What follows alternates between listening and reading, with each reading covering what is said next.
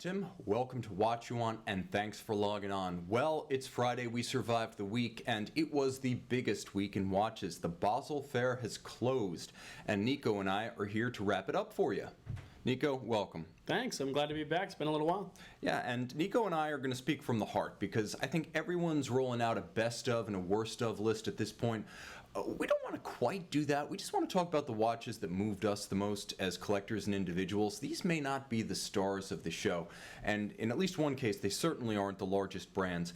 But we've got an interesting roster of worthy watches to bring to you tonight. Before we roll in, let me remind you that Federico is talking watches live in our chat box, and please subscribe if you love these videos. We're going to pass 10 million total views next week, probably around Tuesday. We couldn't have done it without our subscribers, but guys, we need more, so join us. All right, Niko, we're launching into the first of my favorites. Now, this is a watch that has emotional appeal because I love the brand and I always look forward to their novelties. Rado, the designer series, and the latest, obviously, heartthrob from Rado was the Captain Cook, the vintage reissue. But for me, it was the Rado True Stratum. This is a watch that, to me, was a quiet, limited edition rollout that just hit a home run from the men and women from Legnau, Bern, Switzerland. Now, in this case, the designer is an Austrian named Rainer Much, and he's basically a furniture designer, an industrial designer who works on public furniture, indoor furniture, and he has sort of a modular philosophy in that no one object should look like a monolith, so he likes to break it up. So we have examples of his furniture that are rolling by here, and you can sort of see, once you've seen the furniture, in the asymmetrical stepped dial, it's stepped and concave, the kind of aesthetic that he pursues, breaking up the mass, and also the use of colors, dark rhodium and yellow on the hands to make the dial pop a little bit. Niko, what do you think about this watch? I mean, it's definitely unique, it's easily minimalist, and I would say that frankly, for less than $2,000, you can't do much better. Yeah, I was really impressed, and I didn't know much about it until Tim kind of shed some light. Design and color overall, really nice. Love the aesthetic of it. I would love to try one on and see how it feels as an overall and like as a wrist presence, but I'm really a fan, and I'm not usually one for stuff that's too blank. I like the dress watch here and there, but really, really good look. Yeah, I have to say, this is surprising from Rado. I shouldn't be shocked because I've liked what they've done in the past, and the designer series has a good pedigree. But it's the dial detail that's just exquisite. There are terraced grooves that step down into the concave dial. It's drawn off-center as though it's like a putty that's been stretched. There's a dynamic tension in it. And it's the rare sub-$10,000 watch that genuinely rewards repeat viewing and close viewing with, for instance, a loop. And I have to say, 40.5 millimeters in full ceramic, you talk about the wrist feel. To me, this is going to be a light, compact, thin, effective watch, 5 ATM water resistance, 80-hour power reserve. I wouldn't go diving with it, but you could wear this just about anywhere. Yeah, exactly. And I think it's going to be one of those great things that we've had crossover episodes to talk about what you can wear with what and so on. It's definitely a great crossover piece. The bracelet looks really nice, and the fact that it's a full ceramic, you're right, it's going to be something really, really comfortable. And you're not just getting a real ETA, which is now a thing, as not everyone uses ETA anymore, but you're getting an interesting one in the CO7 caliber, which is basically a 2824 that's been elaborated to give you an 80-hour power reserve. It is an auto. It does have a little viewport on the back. It doesn't overblow the case back viewport because, frankly, on a basic watch, I think that's a little bit of a cliche. Rado does a good job of just showing you a little. It's tantalizing. It doesn't tell you too much. $1,960 US, 1,001 pieces available. I think this is a home run. Now, Niko, you've got your own, and I actually share your view on this watch, but I'm going to let you introduce it because you suggested it for Absolutely, the show. And I was really thrilled when I saw Zenith do a lot of new things this year.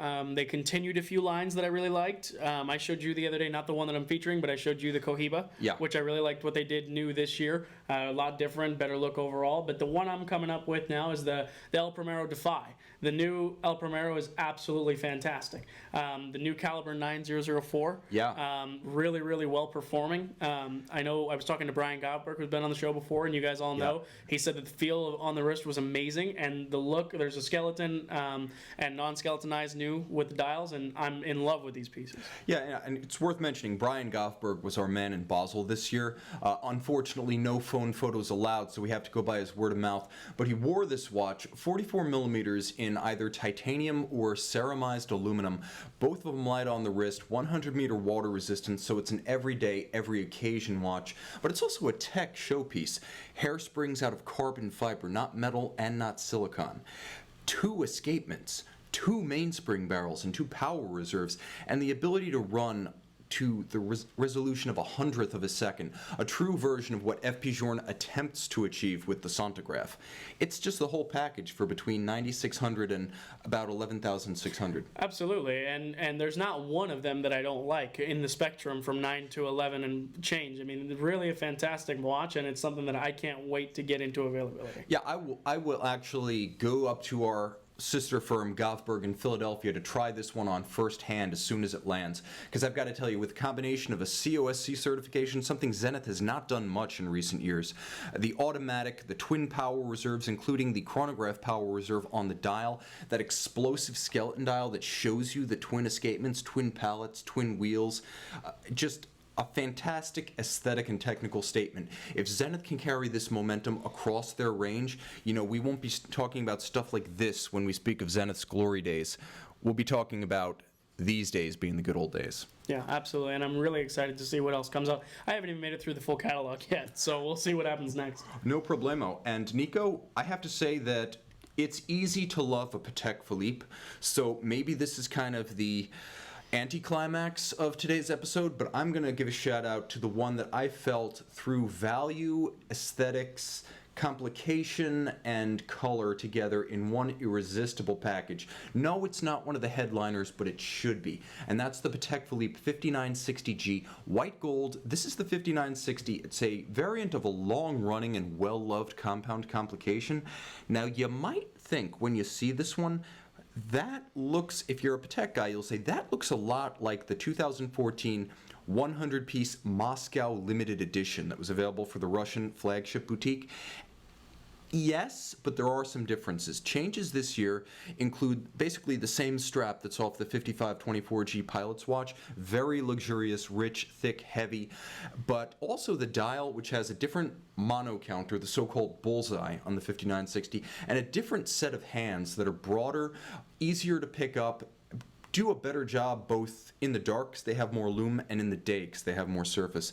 Niko, what do you think about a watch for $66,000 from Patek that gives you an annual calendar, a flyback chronograph, a dial power reserve, AM/PM indication, plus it's also a column wheel vertical clutch? I mean, this seems like a lot of watch, even for Patek money. It definitely is, and it is for the standard of the 5960 too. The 5960 has always been one of my favorite Pateks. The Nautilus has its place and whatnot, but for me, if I were to choose one to own, it would actually be the 5960. It's one of my favorite timepieces that they offer. Yeah, I agree. At 40.5 millimeters, it's a little bit of a potbelly. It is a thick watch, and it's not a broad watch, but it does, because of the concave bezel, slide under a cuff, so it can still do the Patek thing. But this one's just sportier. That dial, the Shaka Red, again, a white metal case. I think you could wear this with anything, and I think, quite frankly, this and the black dial steel version were two of the kind of stealth stars of Patek this year. Definitely. I mean, I love the blue dial. Me and you are both suckers for blue dials. I mean, there's a couple of watches that we're going to actually talk about in a little bit here that I'm going to remind you of that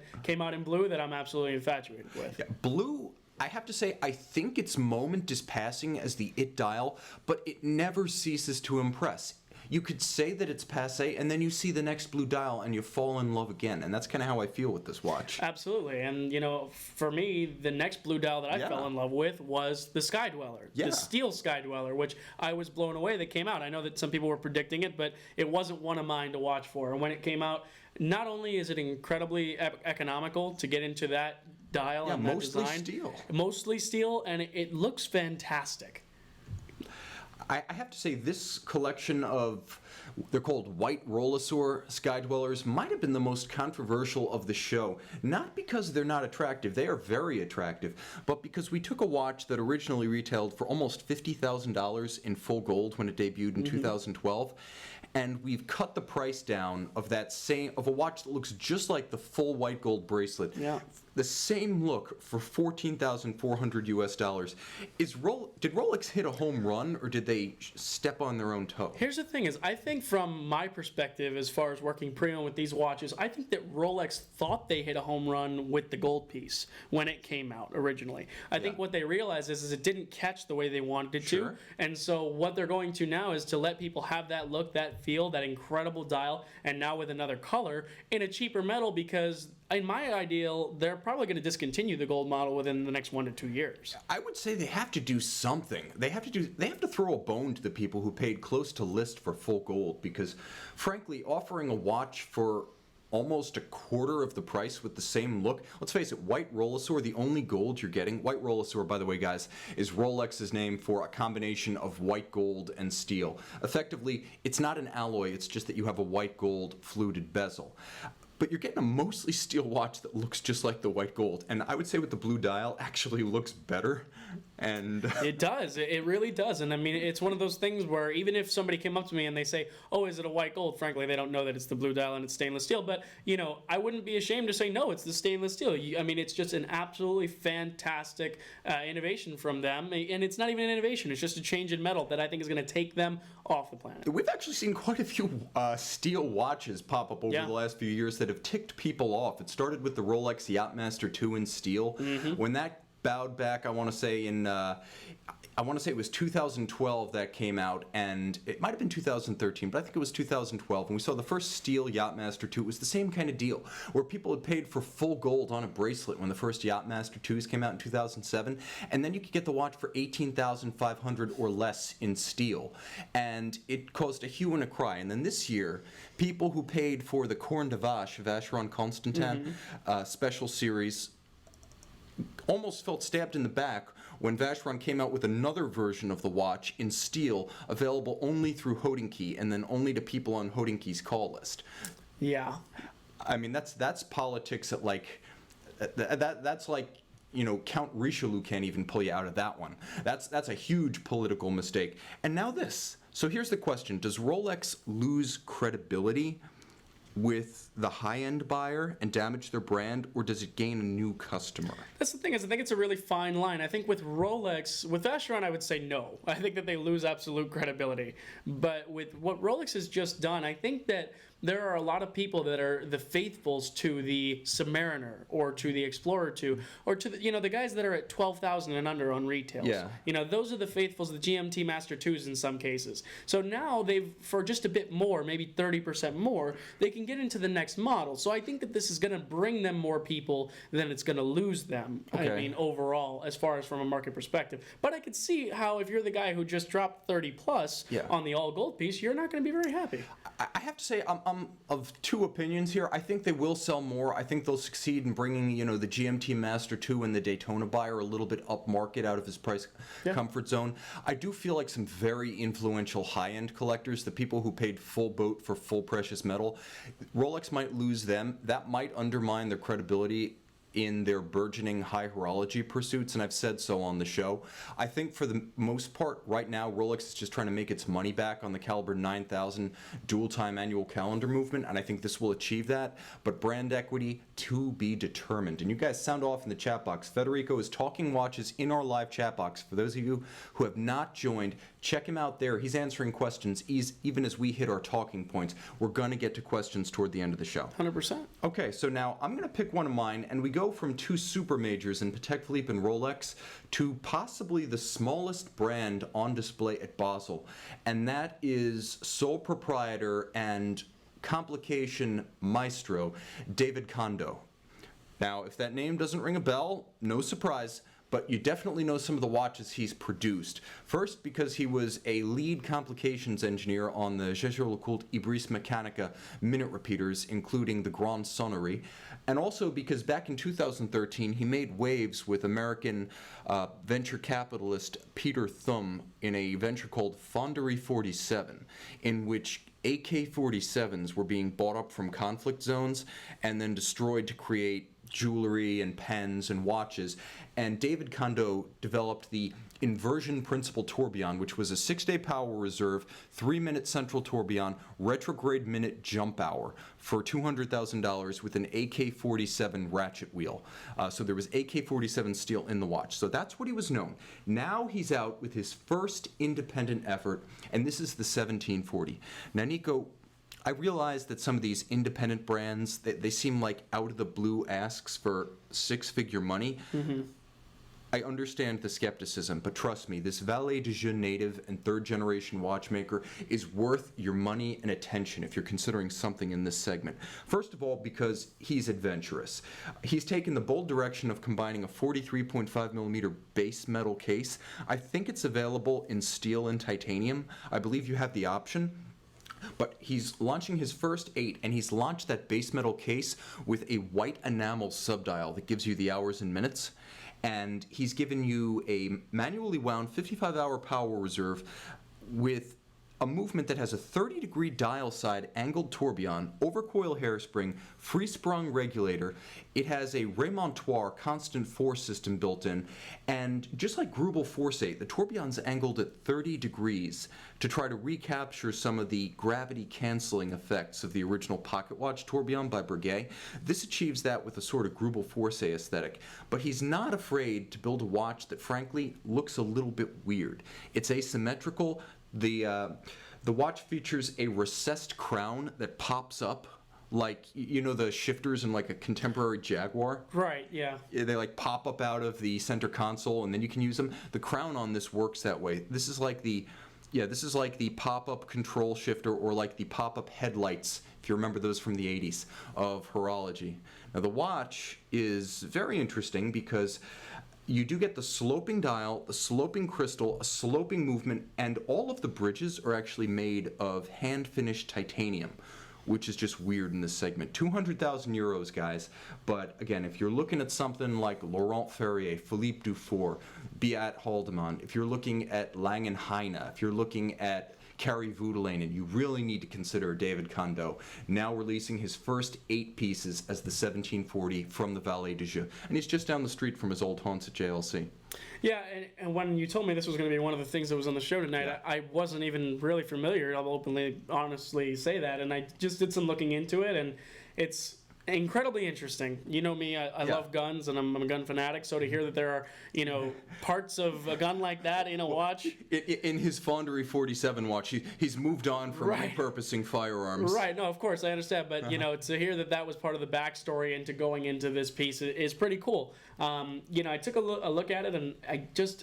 You know that I have a skepticism about that much money into when you're talking real estate. That way, yeah, right, exactly. And it's something that I'd love to see, and that if somebody bought it, I'd really love to do a quick, hands-on, take of it. But it definitely catches the eye, and it looks great. It really does. I think it is a little peculiar, and it probably sits a little weird, but who cares? I mean, it's just something really, really cool. It's totally unique. I will say, maybe not totally. There's a little bit of FP Journe in there. There's a little bit of Grubel Forsey, but everything has already been done in the watch industry. So clear your mind of the demand for originality. This is a very original combination of a couple of different ideas together for the first time, and it's beautifully made by a guy with original ideas, the boldness to make it big, the boldness to put in a recessed crown centrally located to combine a base metal case with an enamel dial. This is what Baselworld is at its best.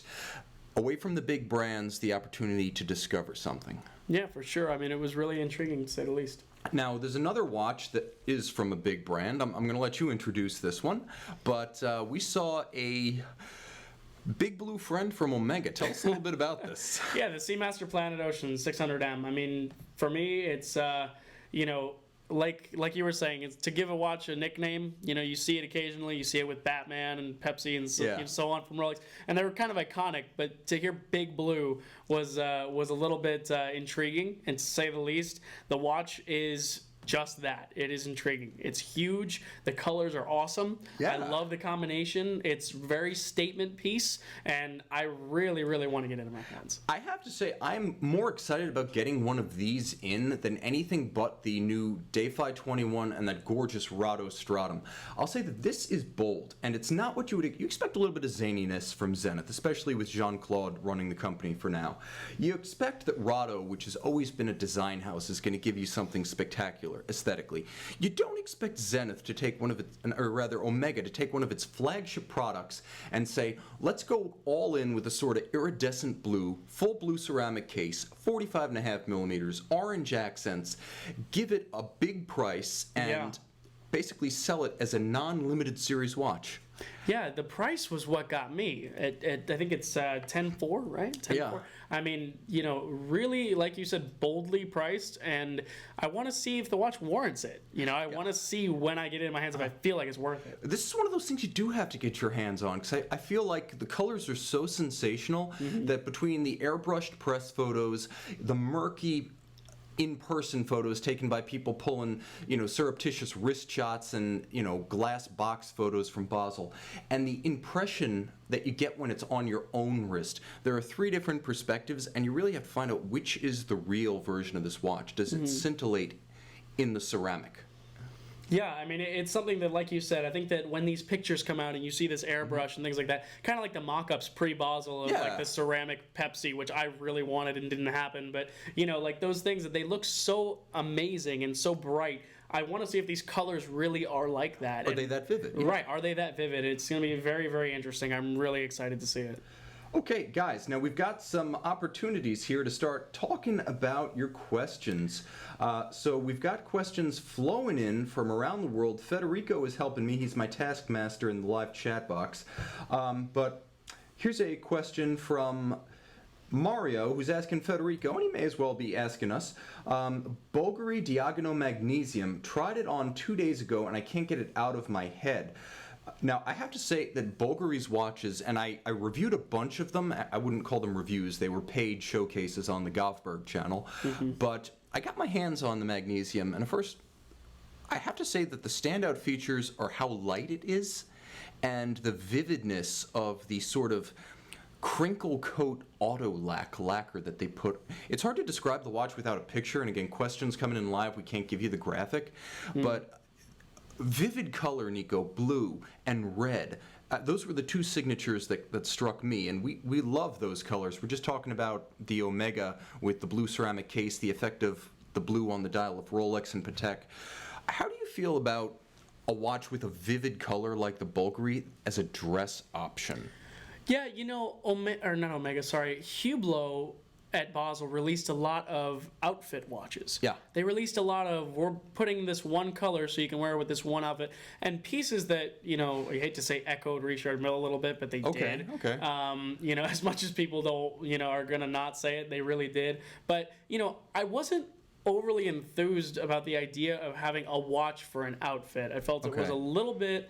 I don't want to say pompous, but it's just it's unnecessary, to have one color go with one thing. But separate from that, to have light colors go with a dress, I like the idea. So what you're saying basically is like the Bulgari Diagono in those vivid colors might, because it's thin, it's light, it might work with an outfit. As a statement piece, but it's going to be specific to a certain color. Right, exactly. And that's the only reason that I would hesitate from going that way, is because you're going to have to accessorize with just that one aspect. And I've done that. I've built an entire outfit around a watch rather than the other way around. Actually, I guess I'm going to do a wrist check tonight just because I'm wearing a watch I haven't had on the show in a while.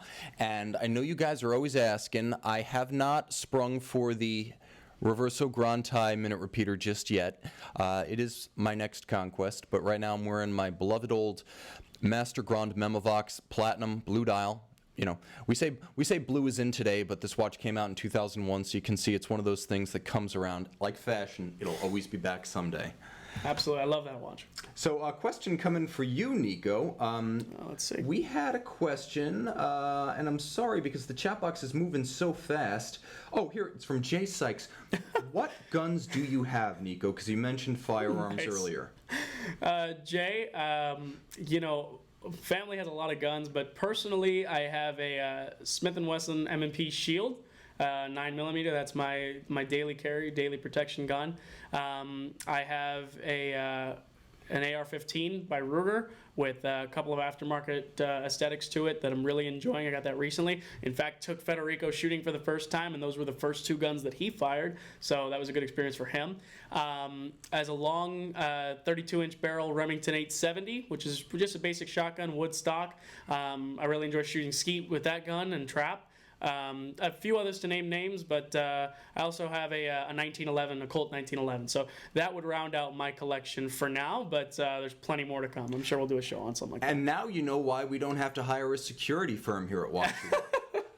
So I actually have a question coming in from Jay Sykes, and I'll answer this one. But is it okay to shoot guns when wearing an automatic watch? Jay, I would say in general, whenever wearing any mechanical watch, I would not fire a firearm, just because it's exactly the kind of concussive use, along with batting, golfing, tennis. I know these are like all Niko's favorite things. Yeah. Mountain biking and, ATV. I would discontinue watch wearing during all of these activities because frankly it's just not worth the risk. A lot of watches are very shock resistant, and I suppose if you're wearing that particular Richard Mille RM27 like Nadal, you're good to go. Mm-hmm. But for everything else, I would just say that's the time to whip out the Swatch.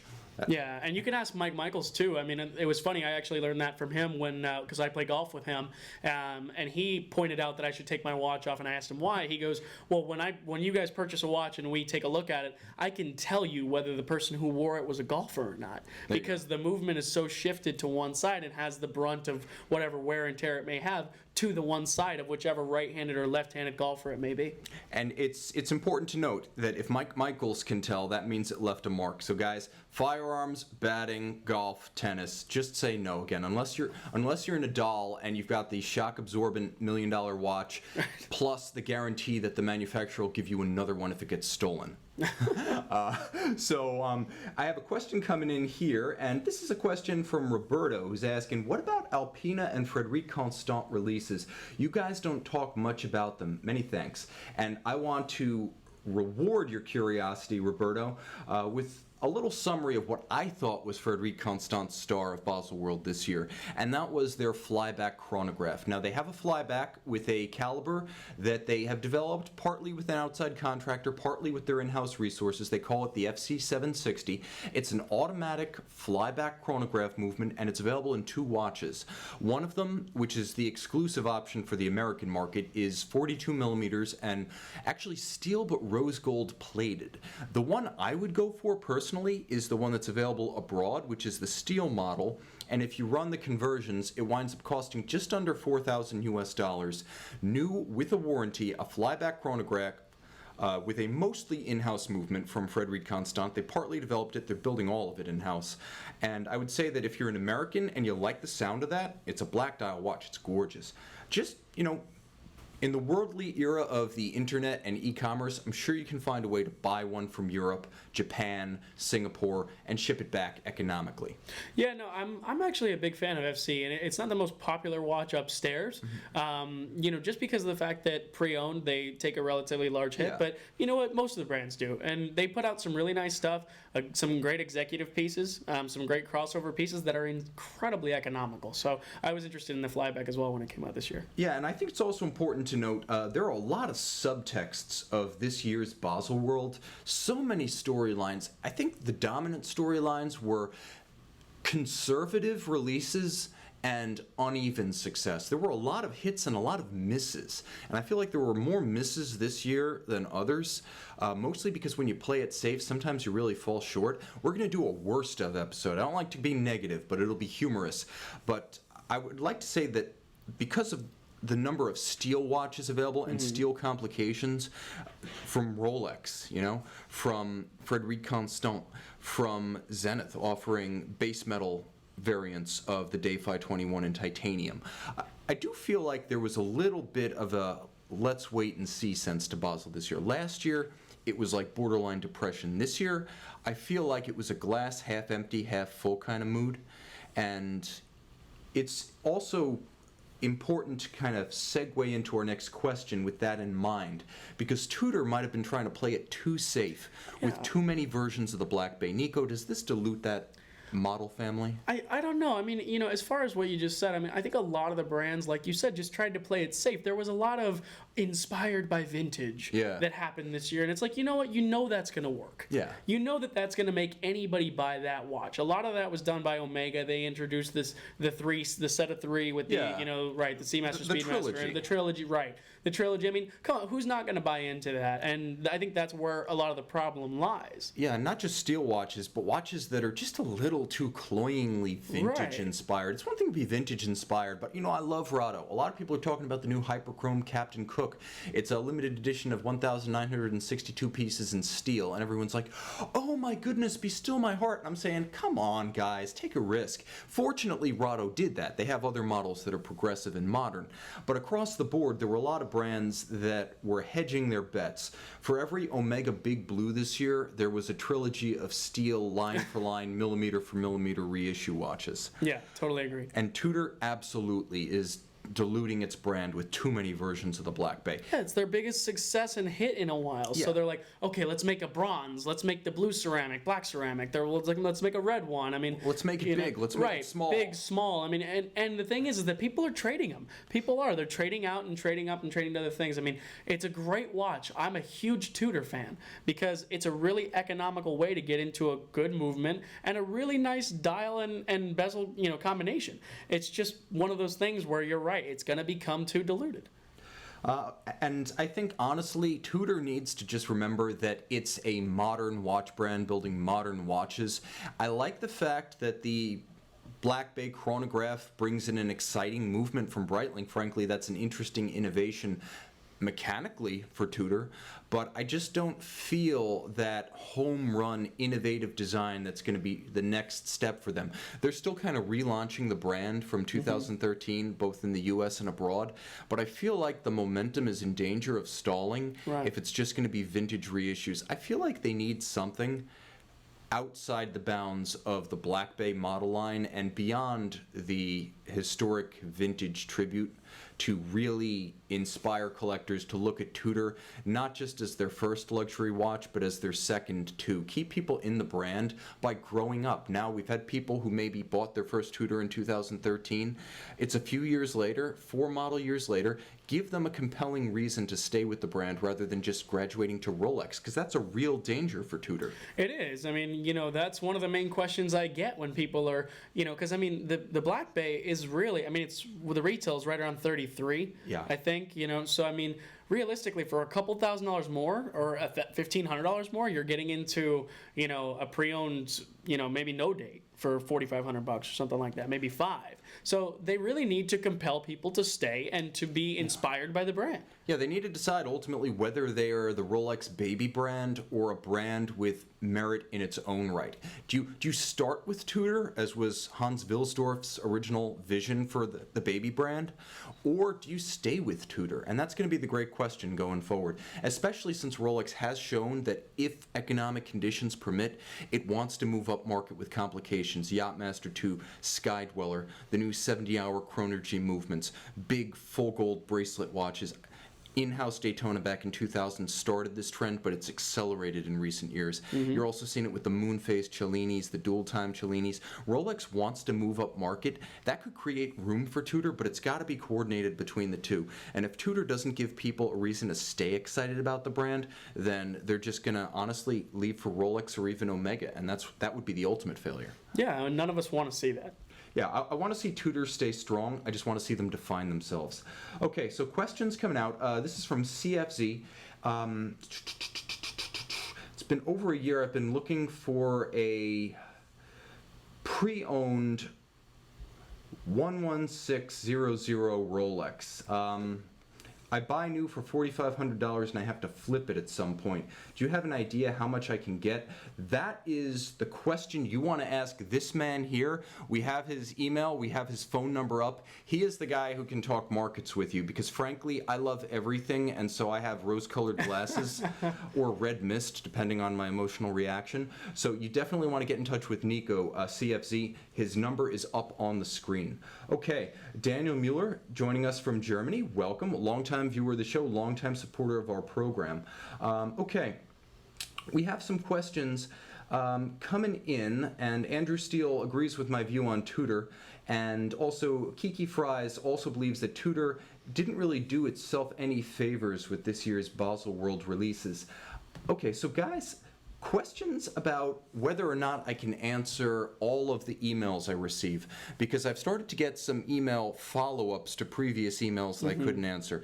And guys, I have to be totally honest, I'm now getting so many emails that I would literally spend my whole day answering. So while I always valued the relationship I had with every one of you who reached out individually, I'm now at the point where my inbox is so packed every day that, and they're all earnest, honest questions. It's not spam, it's not ads, it's not enlarge this, shrink this, cure that.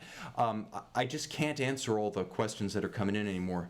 And Niko, you've seen some of these questions. People will write me like diary entries and ask me to compare 5 different watches and their movements dating back to 1980, and I would love to do it. I just can't do it because there's so many now. Yeah, I'm sorry. You made me laugh with the spam. Enlarge this, shrink this. Oh my gosh. Anyway, yeah, guys. I mean, I know that I've had clients that have emailed Tim, and it's just like he said. I mean, it's like diary entries. It really is one of those things that, you know, when you want those questions answered, we do as best we can. We do mailbag. You know, we do the open questions on here, open forum. Federico's available too. I can absolutely help you too. I'm not quite as good as Tim, obviously, or anywhere near the level that they are, but, you know, I'll love to help you with anything market, anything on certain models, whether you're trying to choose between one or another. You know, we're trying to get to as many as we can and use all of us. Yeah, with Niko and with Josh, with a great collection of guys like Federico here in-house, we now have the expertise that we've got a team that can try to field these questions. And what I'm going to do, because I want to meet you halfway, and I really feel bad about not being able to respond to every question in depth, we are creating a new YouTube channel. It's going to host my traditional talking hands videos where I show you the wrist shot, give you the size, and tell you about the watch. But that channel is also going to have shorts that are 4 to 5 minutes long called Ask Me Anything, where I'm going to try to take those emails and generate short, bounded responses so that the folks who reach out to me not only get the answer, but anyone in the future who might ask the question will already have a resource that I can forward to answer the question in the best fashion I know how, which is this conversational, on-camera fashion. So we have a comment coming through here, Niko, to the effect that people like the new Cellini moon phase, really cool lacquer dial, enamel moon phase disc, and a meteorite moon. But they're saying at close to 26,000 US, Rolex frankly just doesn't have the credentials in the dress watch segment to ask that. How do they get there? I don't know about doesn't have the credentials. I just don't think the watch itself warrants $26,000. There's something about the Cellini that I've never been a huge fan of, which is odd because I'm the dress watch guy here. Yeah. You know, it's just moon phase threw me off. I've never liked the exhibition case back with them. Okay. You know, it's just I'm just not a fan. But as far as being a competitor for for being that price, I think they may have been a little overzealous. I mean, I get it with the functions, you know, with the precious metal being a Rolex, you know, new case, you know, new dial as well. It's just I don't know that price is warranted. Here's the thing. It's a rare case of Rolex asking a lot more than the market will sustain. Right. They're usually pretty good about meeting supply and demand right in the middle with a price that makes sense. And they're usually good about getting close to retail on merit at their dealers. And now they move into the dress watch segment, and they're starting to butt heads against the likes of VC, lower-end Patek, certainly high-end complicated JLC dress watches, and even a little bit of FP Journe, the Chronomet Bleu plays in that actually below that level. So I think Rolex needs to, and like Niko was saying, they do adventurous things with the Cellinis, like display casebacks on the Cellini Princes. That took my breath away. Those, I believe they're like caliber 740s.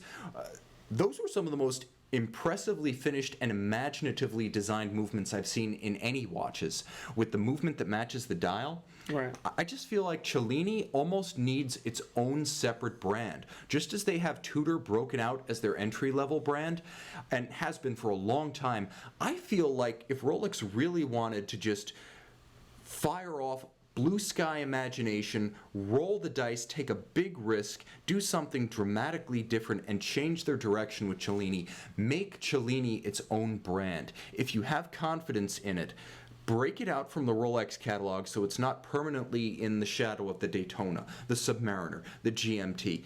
Give it its own separate legs to stand on and see if you can make it first a boutique brand, constrain supply, make them rare, make people big, make them application pieces, and then gradually over time roll out the volume, because we already know Rolex can sell enough steel sports watches to pay the bills. Does anyone doubt that they can? Let's try to constrain the supply of Cellini, make it its own brand, take a big risk. And what's the worst that could happen? Cellini still isn't a thing? There's really nowhere to go but down in terms of brand recognition. And then it gives it a leg to stand on. I guess I could see where you might think they should try that. I don't think that Cellini has enough to stand on to do it. But I would love to see that try. Maybe they would come out with something a little different, something a little bit more innovative. Yeah. Even though it's already been pretty innovative for them as a brand, it's not overall. I mean, they've put the money into the watches. Sure. They've designed them and redesigned them. They've launched and relaunched the line. All of the Cellinis are attractive watches. And I have to admit that Prince, the 5441 generation from 05 to 15, was a really, really cool watch. If that thing, which had roots in history, awesome design, mechanical, horological merit, it had everything going for it, but it couldn't sell. I just think Rolex has to press reboot, the way they did with Tudor in the US market in 2013.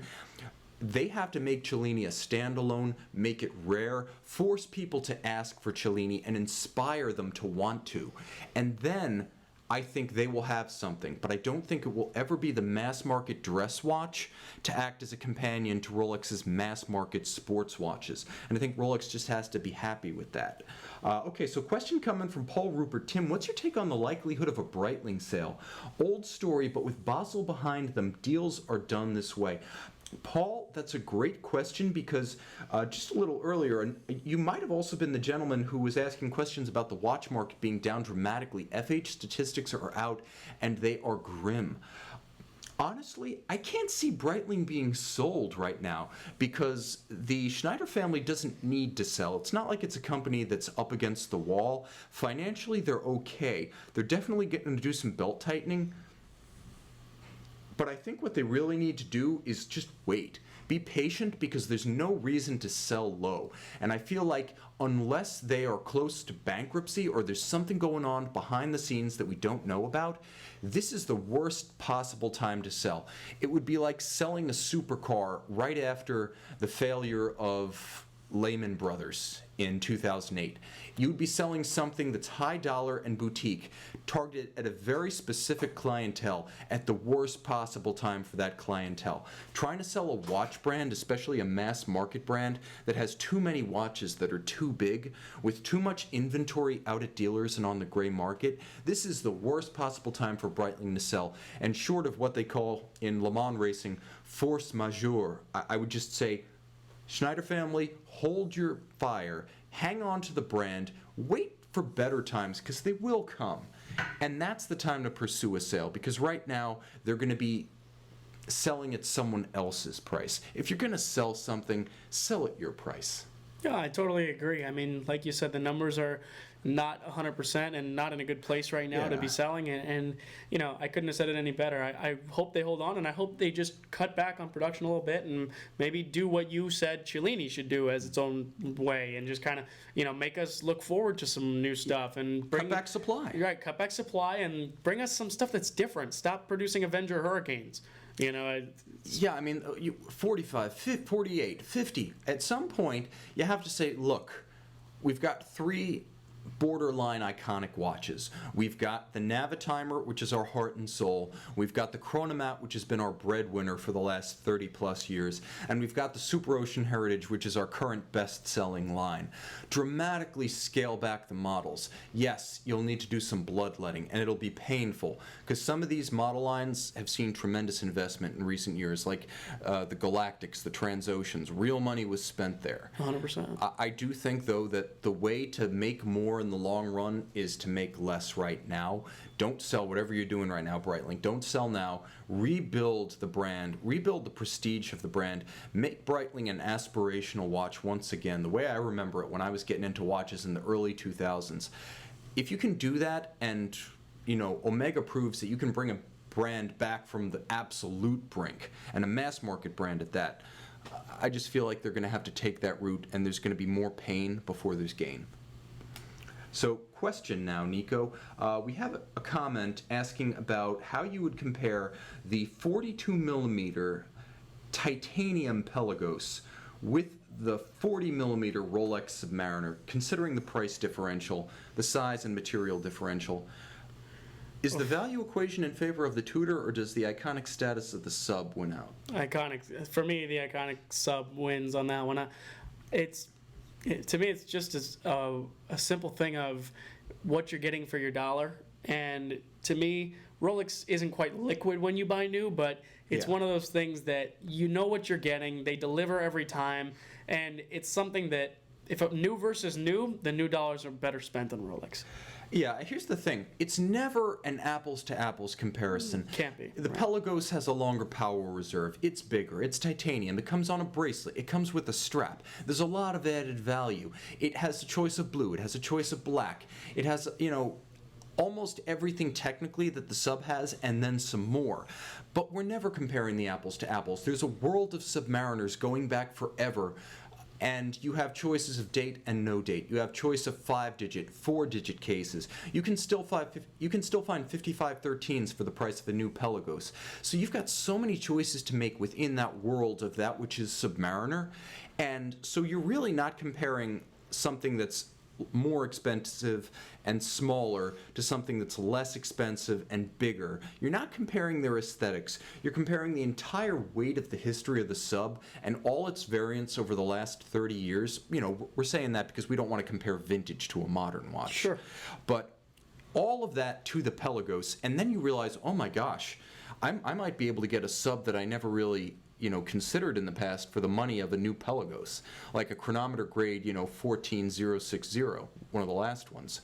So I would just say, guys, look at what's out there before you compare new watch to new watch, because they're all designed to outlast us and our kids. Buying a 5, 6, 7, 10, even 20-year-old watch doesn't have to mean compromise. Sometimes that's your direct comparison.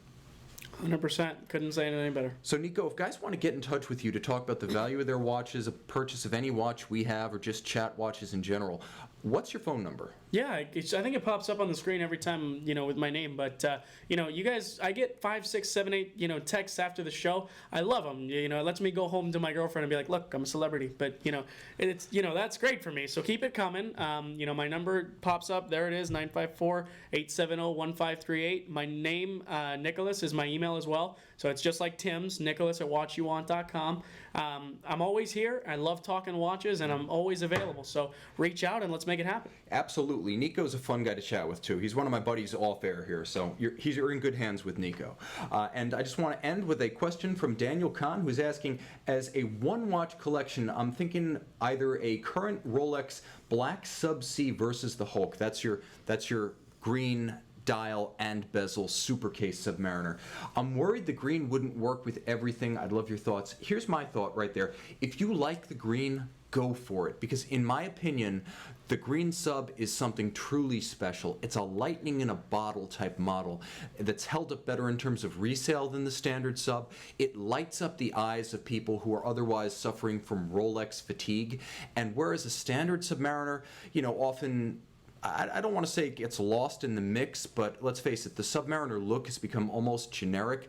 The Hulk reinvigorates it, and frankly, it's friendly and approachable. People who would often be intimidated by a Rolex or put off and afraid to ask you about a Black Sub-C want to ask you about the Hulk. It's not pretentious. It's not, a foreboding watch. It's a fun, welcoming watch, and it's a great way to start a conversation with someone who's watch curious but was afraid to ask. Because it doesn't explode unless it's in direct sunlight, I think that you're going to have no problem wearing it with anything. And this is a case where I say, to get the effect of the sunburst dial and the green ceramic, definitely try it on in person. And I think when you do, you will be a Hulk believer. You will be green with envy, and you will make your choice accordingly. More power to you. And with that Hulk smash, Niko, I think we're done tonight. Yeah, unfortunately, but we'll be back. We will be back. I'm Tim, he's Niko, she's Faylene, he's Federico. Follow him on Instagram at Watch You Want. This is Watch You Want, and thanks for logging on. Have a great weekend.